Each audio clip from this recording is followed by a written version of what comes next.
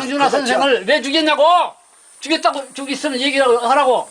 당신이 어. 뭔데 그래요? 고발을 해요, 차라리. 내가 고상만 씨를 내가 만나가지고 얘기를 누구? 고상만이 고상만이? 예. 그 새끼 일로 오라고 그래요. 그래요. 당신이 범인이라는 거야, 확실한. 그런데도 당신이 안 그랬다는 거야? 그런 장준하 선생을 죽게 했으면 양심선언을 해보라고 얘기를 해봐. 안 죽였어? 말을 왜 안 못해? 그럼 누가 죽였어? 그럼 누가 죽였어, 인마? 어? 다 짜고 오는 놈들 아니야? 짜고 그냥 지랄해.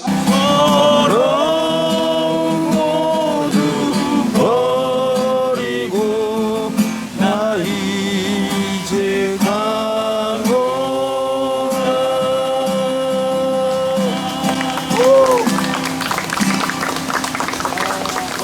자, 그러면 이제 사건 현장으로 올라가서 이제 사건 현장을 보시고 그리고 이제 일정에 맞춰서 하산하도록 하겠습니다. 그러면 하시고 먼저 올라가시면서 여기 현장에 대한 설명을 왜 이게 있는지를 알려드릴게요. 이 태극기는 저도 오늘 처음 봤어요. 또 어떤 분들이 아마 갖다 놓으신 것 같고요. 여기 요 표지, 이 표지가 언제부터 있었던 거냐 이거 궁금하실 것 같아서 근데 2012년도에 처음 만들었던 걸로 기억을 하고 있습니다. 2012년도에 장준하 선생님 외부 가격흔이 드러나고 난 후에 그리고 나서 그때 우리 우리문화재 대찾기구 운동하시던 스님 있죠? 그 스님이 여기 여기에 절 주지 스님이었어요. 흥룡사 주지 스님으로 계시면서 그때 장준하 선생님 천도제를 하겠다고 연락이 왔었어요. 그래서 저보고 와서 한마디 얘기해달라고 절에서 그런 행사를 천도제 한다고. 그래서 그 행사를 하고 그리고 나서 그날 여기에 명진 스님하고 그 스님들하고 같이 왔는데 그때 와보니까 그날 여기에 이게 세워져 있더라고요. 그래서 여기 앞에서 그 명진 스님이 천도제 제사도 지내고 뭐 하는 이런 행사를 했는데 여기다가 이거를 세운 이유가 뭐냐면 사실은 요와 비슷한 그 형태로 생긴 입구가 한 서너 군데가 있어요. 그래서 처음에 여기를 잘 모르는 분들이 오셔서 장준하 선생님이 그 사체가 발견된 현장이 어디냐 가지고 옥신각신 다툴 때가 많았었어요. 그래가지고 아예 들어가는 입구에다가 그 안내 표지를 만들자 해서 이렇게 세워놨는데 이거를 또 어떤 분들은 오해하셔갖고 여기가 그 현장인 걸로 또 착각하시는 분들이 굉장히 많이 있어요. 그리고 또 어떤 분은 여기서 이렇게 추락해서 여기서 떨어진 걸로 알고 있는 분들도 있고 하는데 이거는 이 사건 현장에 들어가는 입구를 안내하기 위해서 세워놓은 표지판이다. 이거를 이제 설명해 드린 거고요. 그 위쪽으로 가시면 곧 거기가 왜 사건 현장인지 또 증거가 있어요. 올라가셔서 이제 보시도록 하겠습니다.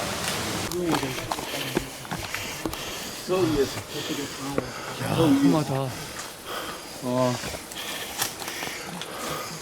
근데 여기 다 온 거죠? 영상이야? 저기. 아니죠. 정상은 아까 전에 저 끝에서 보고 여기 약사봉이에요? 약사봉이 이 산 꼭대기를 약사봉이라고 그러는 거고 여기는 지금 거기서 내려오다가 만난 벼랑이라고 하는 거죠. 여기서 떨어졌다 걔들이 말하는 주장하는 게 이제 김용환 씨는 여기서 떨어졌다고 하는 거죠. 근데 사람 거 어디가 있어? 그걸 지금 42년 전 소나무인데 42년 전 소나무가 저거일 수도 있고 이걸 수도 있고 42년 소나무면 이 소나무보다 더 크다고. 그러니까 최초로 발견된 우리 뭐한 5년 이제 다 올라오시면 제가 설명을 이제 드릴게요. 체계적으로. 그게 안 밝혀지는 자, 선생님, 자 이제 지금부터 진행하도록 하겠습니다. 자, 현재 지금 오신 여기가 여기가 현재 그동안 말로 이야기되었던 장준하 선생님의 사체가 발견된 현장이에요. 바로 여기가. 자, 추락점이라고 주장되어지는 데죠. 그러니까 장준하 선생님이 사체가 여기서 발견이 됐다는 것이 저희가 확인한 내용이고, 자, 김용환 씨의 주장은 이런 겁니다. 이 뒤에가 이제 약사봉인데 그 약사봉 정상에서 장 선생님이 싸갖고 온 샌드위치와 그리고 커피를 나눠서 먹은 후에 일행이 기다리고 있을 것 같으니 바로 내려가는 빠른 길을 찾자라고 하면서 가방을 메고 그리고 앞장을 쓰셨다는 거예요. 근데 가는 길이 사람이 갈 수 없는 자꾸 위험한 곳으로 가셔서 선생님 여기는 더 이상 가시면 안 되겠습니다 그랬는데 선생님이 뒤도 안 돌아보고 막 갔다. 이 대목에서 많은 사람들이 또 의구심을 제기해요. 왜냐하면 장준하 선생님은 사람에 대한 배려심이 굉장히 크신 분이었대요. 그래서 자기보다 나이가 적은 사람한테도 절대 하대를 한 적이 없답니다. 늘 존댓말과 존칭을 썼고, 그리고 그래서 다른 사람의 의견을 굉장히 존중했던 사람인데, 그런 분이 이호만이 선생님이 여기 가면 안 된다고 하는데 대꾸도 안 하고 막 앞으로 갔다는 것도 의문인 거고, 두 번째는 장준하 선생님은 OSS 훈련을 받았기 때문에 산악 훈련을 굉장히 많이 받았고, 그래서 산을 좋아하시고 잘 타시지만 산의 위험함도 또 누구보다 잘 알고 있었던 분이라서 산에 다닐 때 이 장준하 선생님이 늘 사람들한테 산 타는 요령 절대 무리하지 말고 위험한 곳 가면 안 되고, 그리고 아드님도 늘 하시는 얘기가 그 얘기예요. 산에 가서는 늘 호랑이 걸음을 걸어라. 그 호랑이 걸음이 뭐냐면 쉽게 얘기하면 팔자 걸음. 그러니까 바르게 걷지 말고 발을 최대한 벌려서 그렇게 해서 걸어야 안전하다. 뭐 이렇게 하셨던 분인데, 그런 분이 길이 아니고 위험한 길, 그리고 여기에 등산을 할 수 없었다고 하는 것 중에서 또 하나가 뭐냐면요, 여기는 네 발로 올라가야 가능한 이런 지형입니다. 대부분이 다 이렇게 뭘 잡고 가야지 직립보행이 불가능한 정도의 험한 산인데 여기를 이렇게 갔다. 근데 결국은 이 사람 말이 그렇게 해서 선생님이 계속 대꾸도 안 하고 앞서가니 아무래도 나라도 내가 앞서가야 되겠다 해서 자기가 요 지점에 이르러서 선생님보다 앞서서 먼저 왔다는 거예요.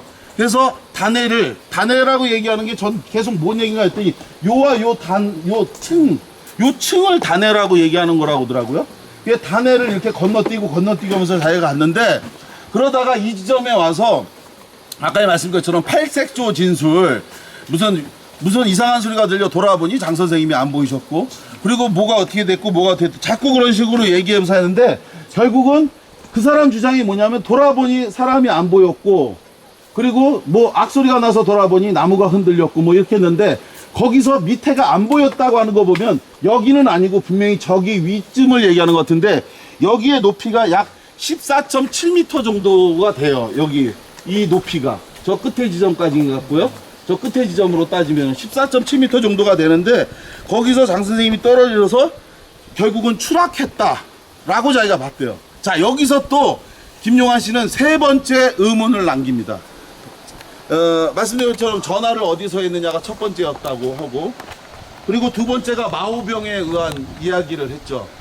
세 번째, 그 사람이 건널 수 없는 넘사벽, 넘어설 수 없는 또 하나의 강력한 의문 하나를 남기는데, 자, 장 선생님이 그 사람 얘기한 거 뭐냐면 추락할 수밖에 없는, 내려갈 수 없는 지점에 내려오다가 결국 사고를 자초한 장준하 선생이 목숨을 잃은 거다 이거잖아요.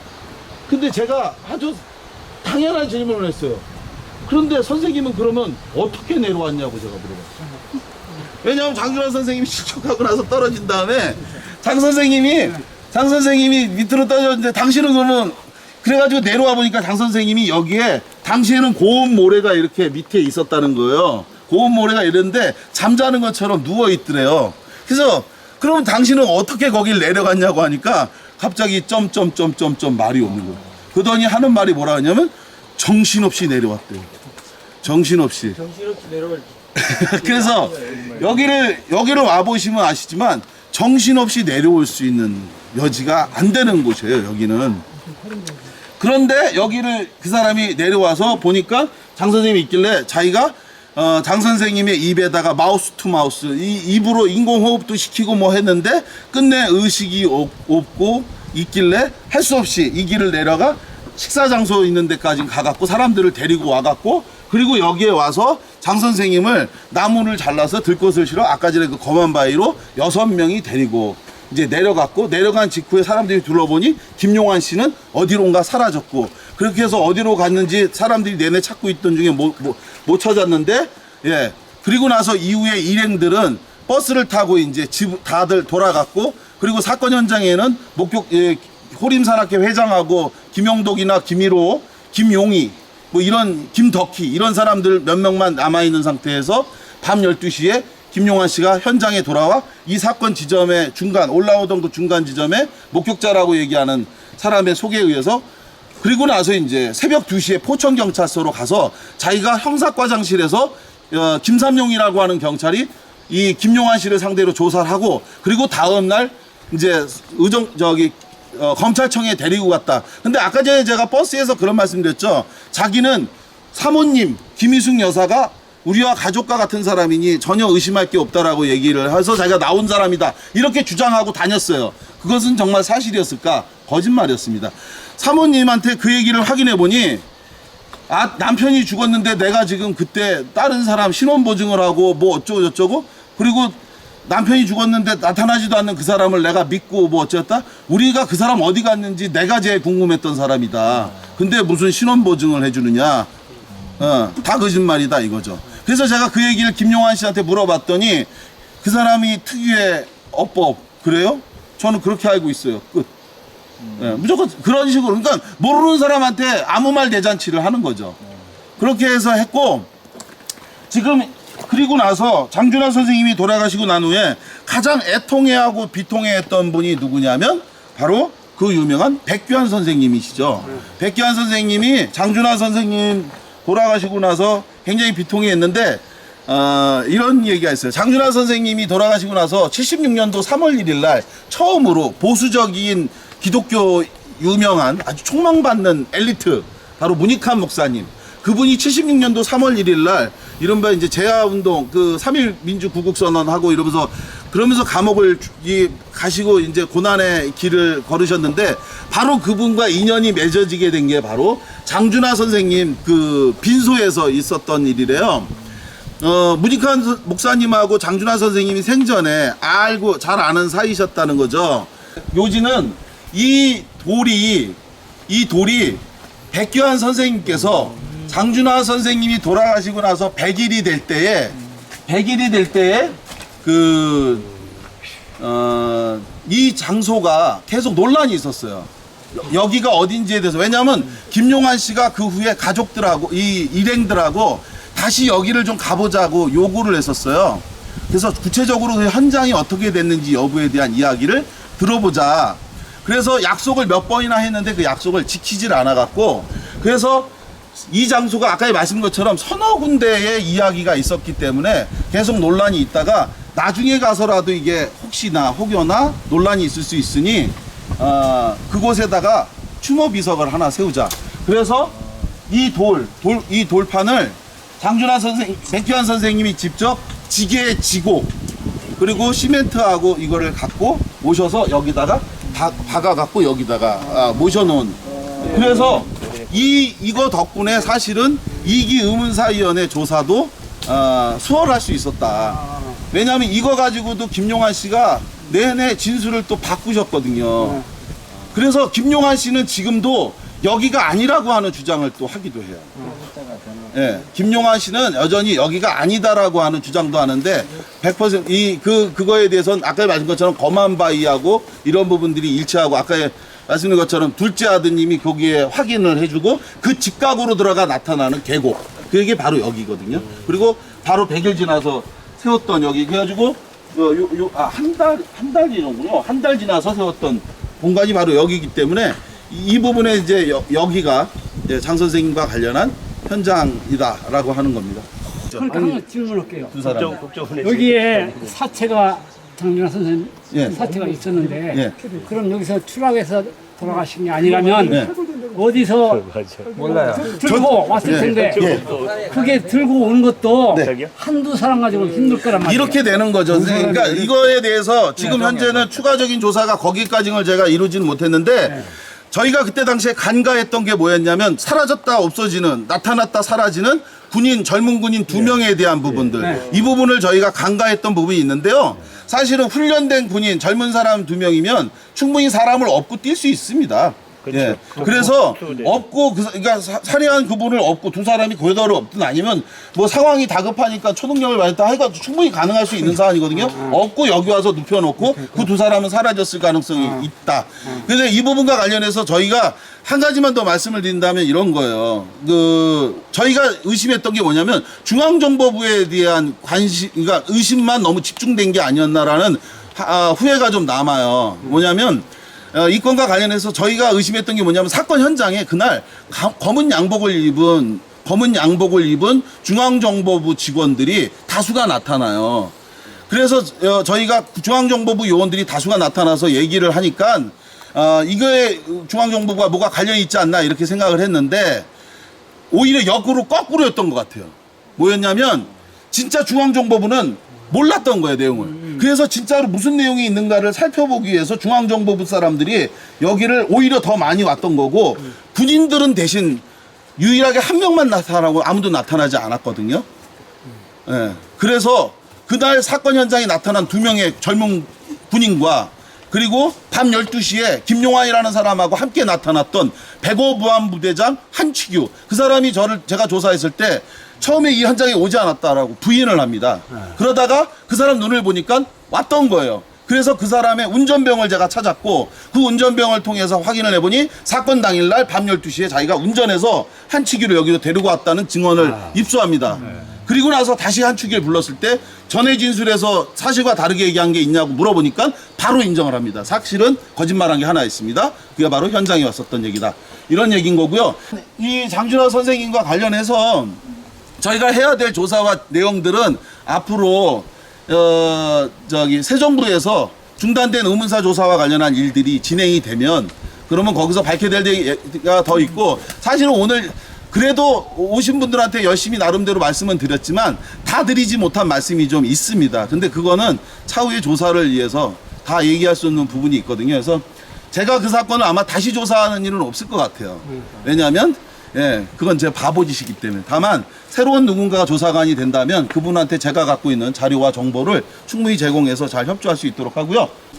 여기 오셨으니까 이거 대표로 장 선생님한테 우리 여기 오신 분들의 일행에 기념해서 요 술을 부고 가면 좋은데 우리 박희 선생님께서 박희 선생님께서 요거를 우리 대신해서 요 벼랑에다가 이렇게 뭐 하든 여기다 이렇게 하든 시간이 없다고 그러니까요. 우리가 장준하 선생님의 죽음에 대해서는 정말 저뿐만이 아니고 많은 사람들이 분노하고 정말 억울해하고 있습니다. 무덤에서 두개골이 깨진 걸 그걸 보지 않았더라면 다 추락사로 지금 돼 있잖아요. 근데 이게 타살이라는 게 확인해진 이상 김용환이가 지금도 그 사람 추락사로 얘기하고 있어요.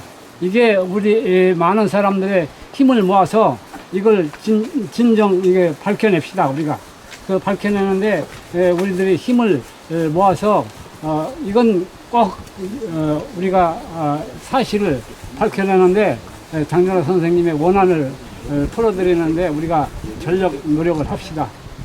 그런 의미로서 이 소주 이걸 여기다 뿌릴게요. 응? 여기다 뿌리고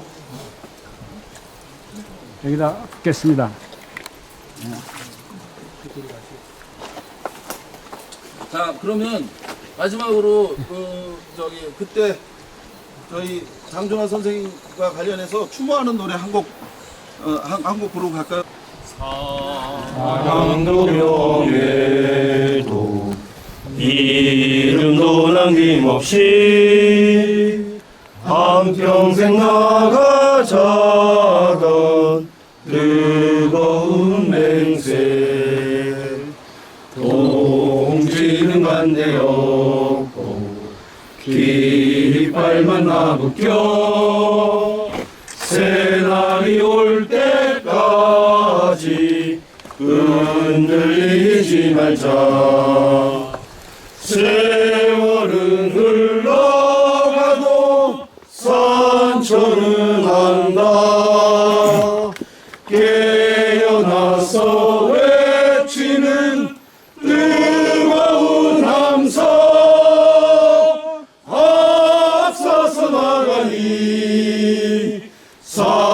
산자여 따르라